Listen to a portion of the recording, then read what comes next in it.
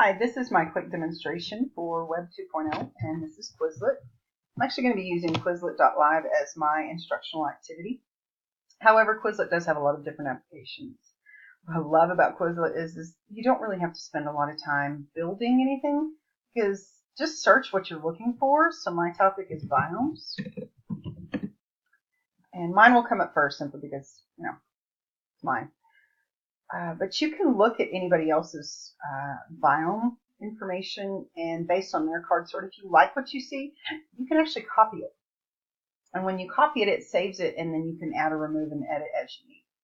But I'm going to go back to my study set. And you can edit that as needed. So go all the way to the bottom. And I'm going to remove this term.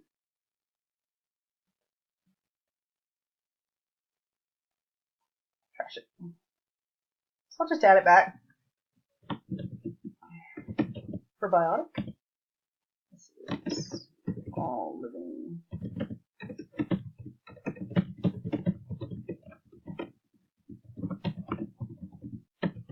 Support ecosystems. You can add a picture. I will tell you I like to have a little bit of fun every once in a while. And sometimes I'll just add a random picture that has absolutely nothing to do with the question, just as a distractor. It drives them nuts. But it's fun. Click done. And then it's updated, and you can actually scroll down and see that there it is.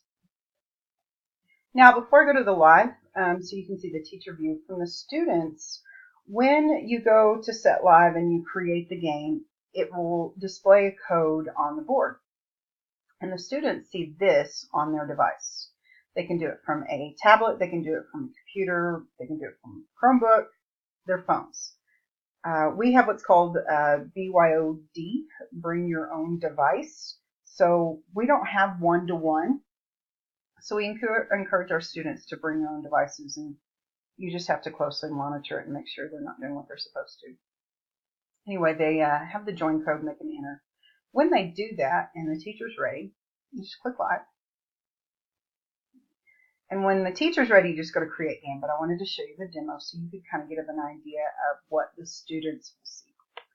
And during the demo, while they're waiting for other students to join, it gives them tutorials. It gives them videos. So there's very little teacher interaction when you have to show them what to do.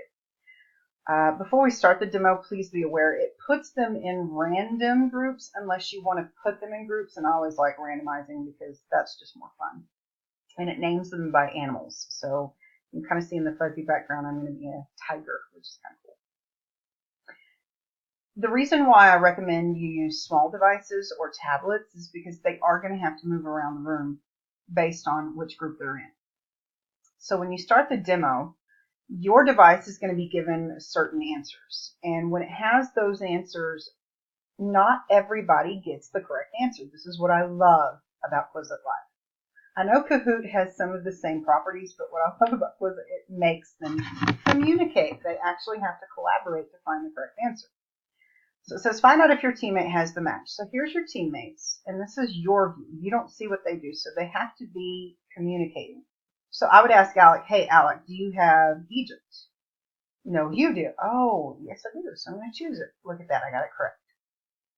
Well, if you choose an answer that's not correct, I don't have this answer. But if I had chosen it, would have gotten it wrong. Do I have the match? You wait. Nope.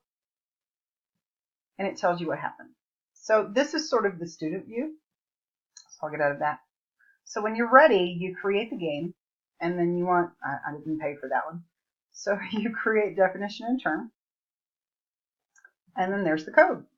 And then you have to have a minimum of 4 students that will join. And then once they populate, you can actually remove them. Disclaimer, I always tell them, use your last name. Don't do emojis. No cutesy nicknames. It's a headache that you just don't have to deal with. And if they don't follow your directions, you just kick them out. All you do is just click on the name, and then they're able to get back in until they can behave, or you have an alternate lesson for them to do. So that is Quizlet.live. Thanks.